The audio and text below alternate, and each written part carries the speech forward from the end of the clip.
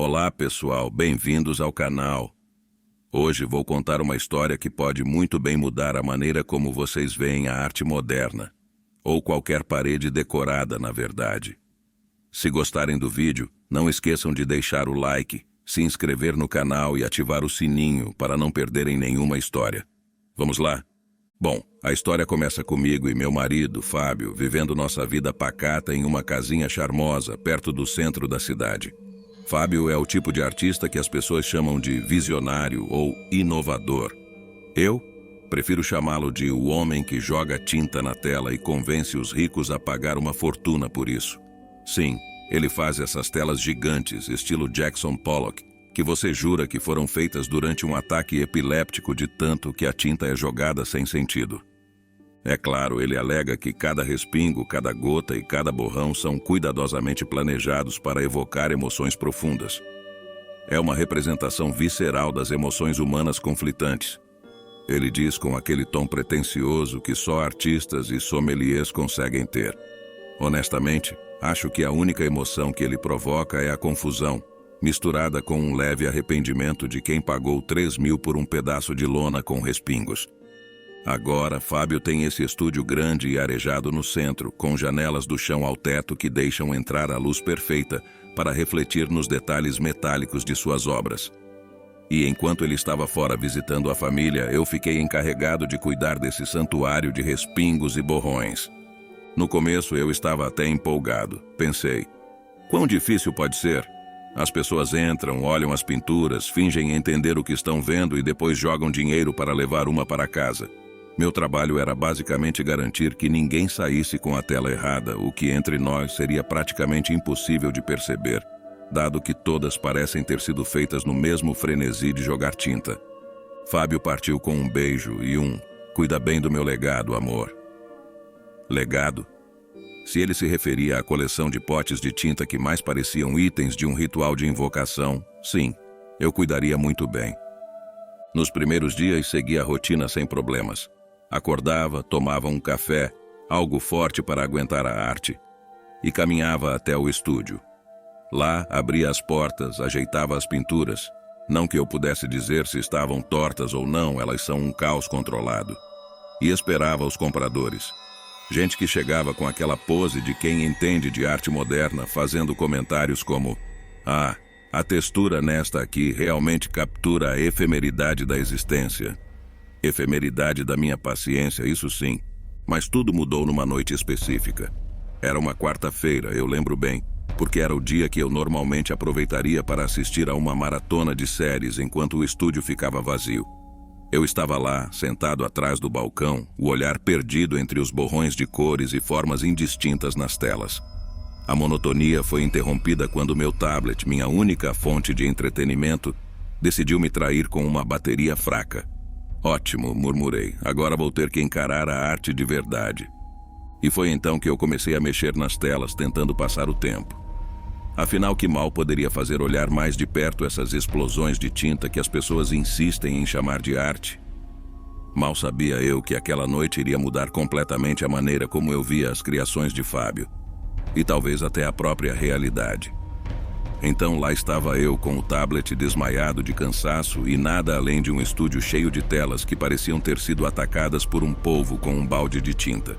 Para matar o tempo, decidi brincar de curador de museu. Coloquei meu melhor casaco, que por acaso tinha algumas manchas de tinta que Fábio jurava que adicionavam caráter, e comecei a rearranjar as obras. A primeira que peguei foi a Sonho Meia-Noite.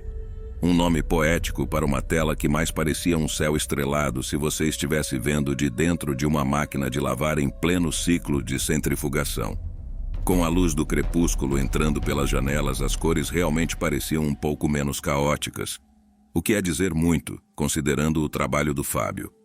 Eu a arrastei para uma nova posição, limpando um pouco o espaço ao redor para dar-lhe o devido destaque. "Aí está você, Sonho Meia-Noite.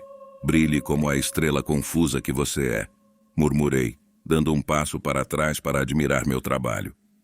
Foi aí que meus óculos decidiram dar um mergulho suicida do meu nariz, pousando com um clique surdo no piso de concreto. As telas à minha frente se transformaram em borrões de cores. Resmungando, abaixei-me para pegar os óculos, mas antes que pudesse colocá-los de volta, algo na Sonho Meia-Noite chamou minha atenção. Sem os óculos, a pintura não era apenas um borrão. As formas indistintas pareciam se organizar. Havia uma silhueta escura no centro, quase como se alguém tivesse pintado um vulto de um homem de costas para uma tempestade de cores. Isso é novo, eu disse em voz alta, esfregando os olhos antes de colocar os óculos novamente. Com a visão corrigida, a figura desapareceu, submersa novamente no caos de tinta.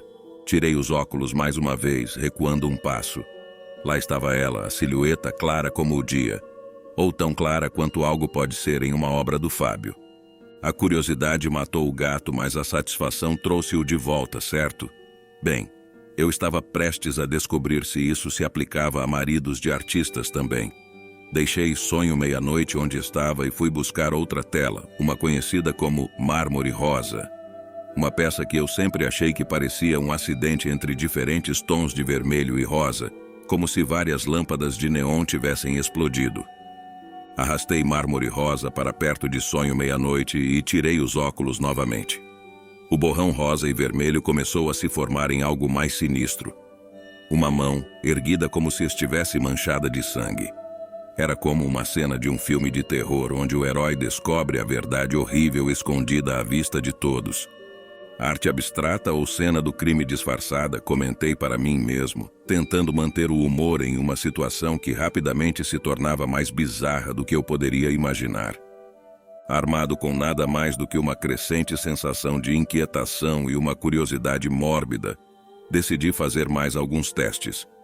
Uma a uma, arrastei as telas para a luz, alternando entre ver com e sem óculos, descobrindo que muitas delas escondiam formas que só poderiam ser vistas através da visão embaçada. Quem diria que a miopia se tornaria minha lupa para desvendar os segredos de Fábio? Cada descoberta me deixava mais intrigado e, honestamente, um pouco assustado. O que mais essas telas estariam escondendo? E por que Fábio nunca mencionou nada sobre essas imagens ocultas? Com cada nova imagem revelada, sentia que estava descendo mais um degrau na escada que levava a um porão secreto de intenções artísticas sombrias. Será que todo esse tempo Fábio estava brincando de esconde-esconde com horrores camuflados em suas obras? A cada tela que revelava sua face oculta, uma sensação crescente de desassossego se instalava em mim. A arte, que deveria ser uma expressão de beleza ou ao menos de pensamentos provocativos, estava se transformando em uma galeria de mensagens macabras. Essa deve ser a galeria mais assombrada do lado sul do Equador, pensei, tentando injetar um pouco de leveza na situação com o meu típico humor negro. Peguei outra obra, essa intitulada Crepúsculo Urbano. Antes mesmo de tirar os óculos, eu já estava esperando que ela se transformasse em algum tipo de cena de filme noir com um twist gótico. E não deu outra. Ao observá-la com a visão embaçada, as manchas alaranjadas e azuis transformaram-se na figura de uma mulher, talvez esperando na esquina de uma rua escura, com um semblante que sugeria algo entre o enigmático e o sinistro. Isso está ficando ridículo, murmurei, sentindo a adrenalina misturar-se com um temor genuíno. Desde quando você é o Hitchcock das telas, Fábio? Mas claro, as pinturas não responderam. Elas apenas penduravam ali, inertes e ao mesmo tempo tão expressivas em seu silêncio enigmático. Decidido a investigar até o fim, continuei meu experimento improvisado. Uma tela atrás da outra, cada qual revelando um segredo mais perturbador que o outro. Vênus em vermelho parecia esconder o contorno de um coração humano, não no sentido romântico, mas de uma forma quase literal, como se pulsasse com veias de tinta. E então, a última tela da noite, antes que eu decidisse que já tinha desvendado segredos suficientes para uma vida inteira. Era uma das favoritas de Fábio, chamada Vórtice de Vênus. Eu sempre achei que era apenas um turbilhão de cores vibrantes, sem nada mais que um caos controlado típico de seu estilo. Porém, ao visualizá-la sem meus óculos, a verdade veio à tona de forma avassaladora. Não era apenas um vórtice. Era um olho, imenso e observador, que parecia devorar a sala com sua íris formada por milhares de respingos de tinta. Estou sendo observado por uma tela? A ideia era ridícula, mas inquietante. E se todas essas figuras ocultas tivessem sido colocadas ali de propósito? E se Fábio estivesse tentando comunicar algo através dessas imagens, algo que só poderia ser visto por aqueles que não estavam realmente tentando ver? Com a mente girando em um turbilhão de pensamentos tão caóticos quanto as obras à minha frente, decidi que era hora de parar. A arte pode ser muitas coisas: provocativa, inspiradora, perturbadora. Mas naquela noite ela foi uma reveladora de segredos que eu não tinha certeza de querer conhecer. Assim, com o coração mais pesado do que qualquer comprador ao ver o preço das telas de Fábio, deixei o estúdio na penumbra, questionando não só a arte, mas também tudo o que eu sabia, ou pensava saber, sobre o homem com quem compartilhava minha vida. E no silêncio daquele retorno, apenas uma coisa era certa: o mundo das cores vibrantes de Fábio não era nada comparado à escuridão que suas pinturas escondiam. Após aquela noite reveladora, eu não conseguia tirar da cabeça as descobertas sinistras. Ao invés de diminuir o ritmo, meu interesse, ou talvez devo dizer minha obsessão, só aumentava. As pinturas se transformaram em charadas visuais, cada uma possivelmente escondendo algo mais sombrio do que um simples amontoado de tintas. No dia seguinte, decidi que precisava de respostas. Como um detetive amador armado com nada além de uma crescente paranoia e uma falta severa de prescrição ótica adequada, comecei minha investigação mais a fundo. Cada tela tornou-se um caso a ser resolvido e eu, o Sherlock Holmes do surrealismo moderno, estava determinado a decifrar cada enigma. Primeiro peguei a tela Abismo dos Sonhos. Era uma mistura turbulenta de azuis e negros com toques de cinza que sempre me faziam pensar que Fábio tinha derrubado cinzeiro algum enquanto pintava. Sem meus óculos, no entanto, a pintura se transformou. Os respingos caóticos davam lugar a uma cena que parecia um oceano durante uma tempestade noturna. E lá, no meio da tempestade, uma figura solitária boiava, face voltada para o céu nublado, mãos abertas como se estivesse pedindo ajuda, ou talvez oferecendo-se ao abismo. Agora isso é arte ou um pedido de socorro? Questionei em voz alta, a ironia tingindo minhas palavras enquanto a preocupação começava a se instalar em meu peito. A arte de Fábio estava começando a aparecer menos como uma expressão de suas emoções internas e mais como um diário de visões macabras. Avançando, tirei a tela Jardim das Delícias Obscuras da parede. Sempre achei o nome um tanto pretensioso para uma série de manchas que mais pareciam sobras de um jantar do que qualquer tipo de jardim. No entanto, ao ajustar minha visão, os borrões verdes e marrons assumiram a forma de um jardim. Sim, mas não um que você gostaria de visitar. Flores que pareciam ter dentes, árvores que se torciam como se estivessem em dor. Era menos um jardim do Éden e mais um vislumbre do que você esperaria encontrar na entrada do inferno. Belas flores, Fábio, aposto que nem mesmo a mãe natureza teria pesadelos com essas. Murmurei, sarcasmo pingando de cada palavra enquanto a linha entre o humor negro e a real preocupação se tornava cada vez mais turva. Incapaz de parar agora, eu peguei a Sinfonia das Sombras. Essa era uma das obras mais estranhas, repleta de tons escuros que se entrelaçavam de maneira que sempre me lembravam de uma orquestra desafinada tocando em um funeral. Com a visão borrada, a cacofonia visual se acalmou em um padrão quase rítmico, revelando o que pareciam ser figuras dançando, ou talvez se contorcendo, ao redor de uma fogueira sombria. Cada nova descoberta adicionava mais peso ao meu desconforto crescente. Eu tinha começado esse jogo achando que encontraria nada mais que coincidências artísticas, talvez até dar uma boa risada sobre como minha imaginação estava ficando tão selvagem quanto as pinceladas de Fábio. Mas agora, não havia nada de engraçado no que eu estava vendo. Essas não eram simples pinturas, eram visões encapsuladas em tela, gritando para serem reconhecidas, ou pior, entendidas. E então, como se o universo decidisse adicionar um pouco mais de drama à minha saga, a luz do estúdio começou a falhar, piscando como em um clichê de filme de terror, enquanto eu puxava a última tela da noite. Última parada, eclipse eterno. Anunciei para o quarto vazio, tentando manter meu senso de humor enquanto tudo dentro de mim gritava para correr para longe daquelas revelações sombrias que cada obra de Fábio insistia em desvelar. Eclipse eterno era uma das peças que mais dividia opiniões no estúdio. Fábio dizia que era sua tentativa de capturar a beleza e a solitude de um eclipse solar total. Eu, no entanto, sempre vi apenas uma grande mancha preta que parecia ter sugado a alegria de qualquer outra cor ao redor. Mas naquela noite, com a luz tremulando como uma vela prestes a se apagar e meus olhos sem o auxílio dos óculos, a pintura transformou-se em algo inimaginavelmente aterrador. A mancha preta que eu sempre desdenhei agora parecia pulsar, um coração negro batendo lentamente no centro da tela. Ao seu redor, formas pálidas emergiam, como se fossem espectros sendo arrastados para dentro do abismo escuro criado pela mancha. Era como assistir a uma versão macabra de almas penadas flutuando em direção ao nada, um portal para uma dimensão onde a luz não ousava entrar. Isso é demais. Falei, a voz trêmula, não mais capaz de esconder o medo que se instalara profundamente em mim. A brincadeira tinha acabado. O que começou como uma curiosidade mórbida havia se transformado em um verdadeiro horror. Não eram apenas imagens ocultas.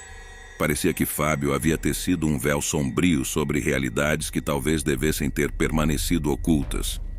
Com a respiração pesada e a mente em um turbilhão, coloquei Eclipse Eterno de volta ao seu lugar com mãos trêmulas. A atmosfera do estúdio, uma vez cheia de mistério artístico, agora se assemelhava mais a um cenário de filme de terror, onde cada sombra poderia esconder um novo segredo sinistro. Naquela noite, ao deixar o estúdio, não pude deixar de olhar por cima do ombro repetidas vezes, como se as sombras das pinturas pudessem se descolar das telas e me seguir até em casa. A ideia de que Fábio pudesse estar pintando portais para pesadelos, ou pior, expondo vislumbres de uma realidade distorcida, assombrava cada passo que dava. Ao chegar em casa, a quietude do ambiente não ofereceu o conforto de antes. Cada canto escuro parecia sussurrar, cada sombra dançava com possibilidades sinistras. Passei a noite em claro, contemplando cada momento que passei, ignorando as verdadeiras profundezas das obras de Fábio, perguntando-me quantas outras pessoas tinham realmente visto o que se escondia nas camadas de tinta e caos. A pergunta que não queria calar era o que Fábio realmente sabia sobre essas imagens. Eram acidentes de um processo artístico descontrolado ou ele realmente entendia o que cada pincelada escondia? Eu precisava de respostas, mas parte de mim temia o que essas respostas poderiam revelar. A arte naquela noite havia deixado de ser apenas arte para se tornar um espelho de algo muito mais sombrio e profundo. E eu, involuntariamente, havia espiado através desse espelho para ver o que se escondia do outro lado. Depois da noite em que as pinturas revelaram suas verdadeiras faces, eu sabia que não podia mais ignorar o que estava acontecendo. A cada momento que passava longe do estúdio, meu imaginário fervilhava com teorias mais sombrias sobre as intenções de Fábio. Decidi que, gostando ou não, precisava confrontar aquelas telas mais uma vez, talvez para encontrar alguma explicação racional ou, quem sabe, um bom psiquiatra. Com a determinação de quem vai para seu próprio funeral, voltei ao estúdio no dia seguinte. As ruas estavam estranhamente quietas, como se a cidade inteira soubesse do drama shakespeariano que se desenrolava em minha mente. Provavelmente todos foram ver uma exposição de arte mais alegre, pensei, tentando aliviar a tensão com um pouco de sarcasmo interno. Ao entrar no estúdio, cada sombra das telas penduradas parecia sussurrar segredos sinistros. Eu me perguntei se essa seria minha última visita a esse lugar que uma vez considerei quase sagrado. Aproximei-me da tela que tinha dado início a tudo, Sonho Meia-Noite. Olhei para ela, primeiro com os óculos, vendo apenas a confusão colorida usual, e depois sem eles, permitindo que a silhueta sombria reaparecesse. Você de novo, murmurei. Que segredos você está tentando me contar? Mas foi a Eclipse Eterno que realmente me puxou de volta à realidade da minha investigação. Com o coração batendo forte, aproximei-me dela com uma hesitação que faria qualquer herói de filme de terror parecer corajoso. Tirei os óculos e a encarei de novo. O coração negro ainda pulsava no centro, as almas penadas ainda giravam em torno dele. Belo truque, Fábio.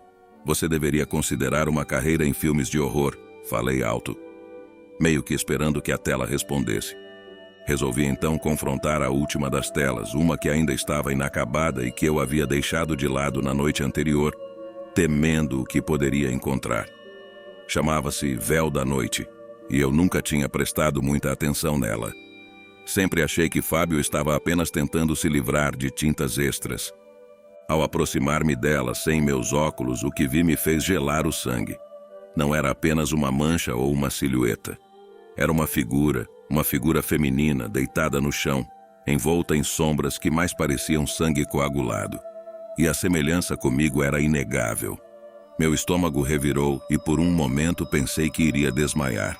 Ok, isso é demais. Até para você, Fábio.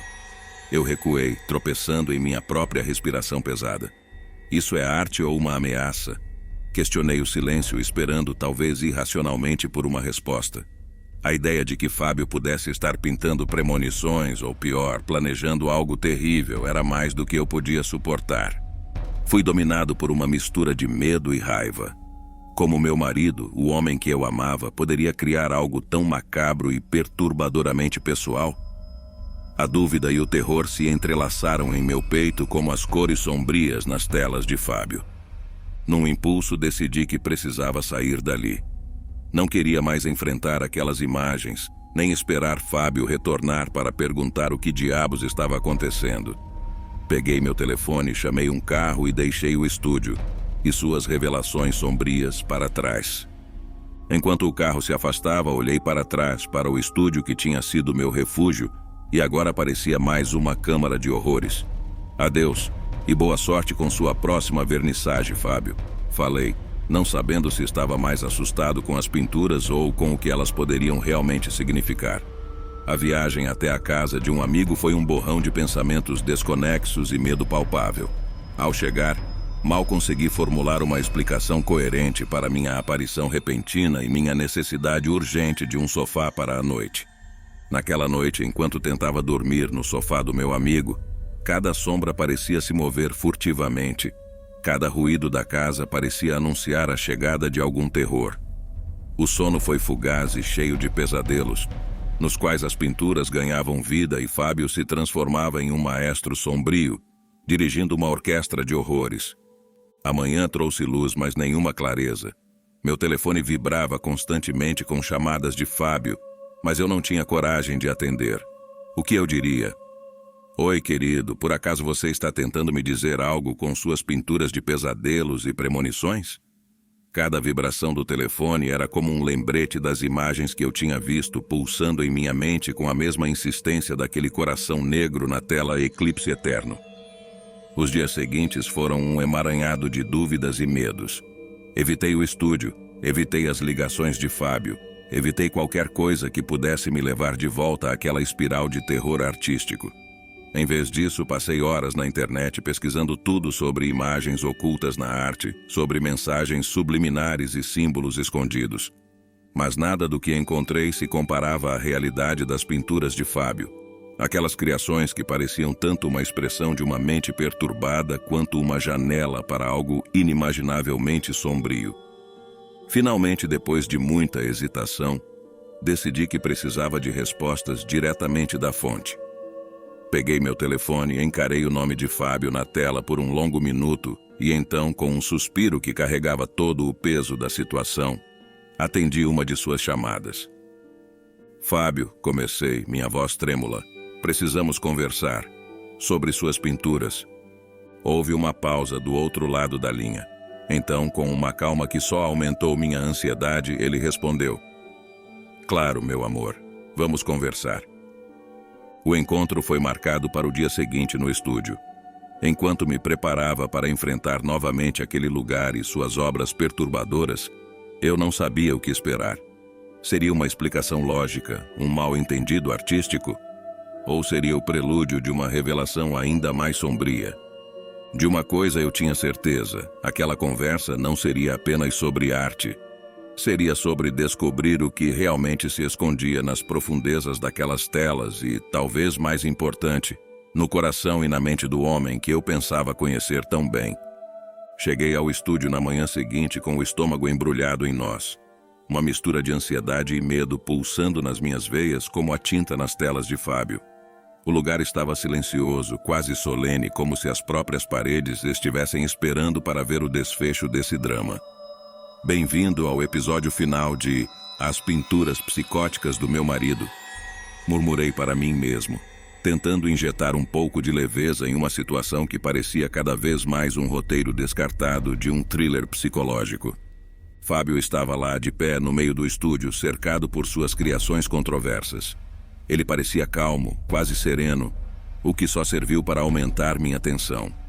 Afinal, como alguém pode estar tão tranquilo quando parece que está vendendo ingressos para a própria mente distorcida através de leilões de arte? Você queria falar sobre as pinturas? Ele perguntou, sua voz suave contrastando fortemente com o turbilhão de emoções que eu sentia. Respirei fundo, tentando encontrar as palavras certas. Fábio, o que exatamente está acontecendo com essas telas? Elas têm algo escondido, algo sombrio. Você sabe disso, não sabe? Cada palavra era um esforço, como se estivesse tentando pintar minha própria confusão e medo em um quadro verbal. Fábio me olhou por um longo momento, seu olhar penetrante, quase tão inquietante quanto as imagens que eu tinha visto nas pinturas. Tudo que crio vem de dentro. Ele começou, movendo-se lentamente entre as telas como um curador de sua exposição infernal. Cada pincelada, cada cor, cada forma, são reflexos de pensamentos, de emoções, de momentos. Mas esses reflexos parecem mais pesadelos do que qualquer coisa, interrompi, minha voz subindo um pouco mais do que pretendia. Estamos falando de figuras sombrias, cenas que parecem tiradas de um filme de terror. E uma delas parece comigo, Fábio. Isso não te perturba? Ele suspirou, passando a mão pelos cabelos de forma distraída. A arte é subjetiva, ele disse, quase como se estivesse explicando a uma criança. O que você vê nas telas, o que qualquer um vê, depende tanto dos olhos de quem olha quanto das intenções do artista. Então você está dizendo que é tudo da minha cabeça? O desdém na minha voz era evidente, e eu mal podia acreditar que estava tendo essa conversa surreal. Que conveniente, Fábio. Um artista que pinta horrores que só podem ser vistos sem óculos. Qual é o próximo passo? Uma exposição chamada "Você só precisa estar meio cego para ver a verdade"? Fábio sorriu, um sorriso que não alcançou seus olhos. Talvez você esteja mais perto da verdade do que imagina, ele respondeu enigmático. Mas lembre-se, o que faz a arte ser arte é a capacidade de provocar, de desafiar, de expor. Talvez o que você descobriu seja uma parte de você que estava escondida, esperando ser vista. Saí do estúdio naquele dia com mais perguntas do que quando entrei. As palavras de Fábio ecoavam na minha mente, misturadas com as visões das telas que agora pareciam me assombrar tanto quanto qualquer fantasma ou monstro de histórias de terror. Ainda hoje, quando olho para qualquer obra de arte, não consigo deixar de procurar o que está escondido nas sombras da pintura, nas linhas entre as cores. Quem sabe o que segredos elas escondem? E mais assustador ainda, quem sabe quais segredos nós escondemos de nós mesmos? Ao compartilhar essa história, eu deixo a pergunta para vocês. O que suas sombras escondem? E até onde você está disposto a olhar para descobri-las? Se quiserem explorar mais esse mistério, não esqueçam de curtir, comentar e se inscrever no canal. Talvez juntos possamos descobrir mais sobre os segredos ocultos que nos cercam, nas telas e em nós mesmos. E assim, meus caros, nossa jornada por hoje chega ao fim. Mas lembrem-se, o mundo da arte é vasto e cheio de mistérios, assim como as profundezas da mente humana. Continuem explorando, questionando e, acima de tudo, olhando um pouco mais de perto. Quem sabe o que vocês podem descobrir? Até a próxima e mantenham os olhos abertos, literalmente. Porque às vezes a realidade pode ser mais estranha e mais sombria do que a ficção. E como sempre, cuidado com o que se esconde nas sombras ou nas telas. Boa noite e bons sonhos. Se puderem dormir, é claro.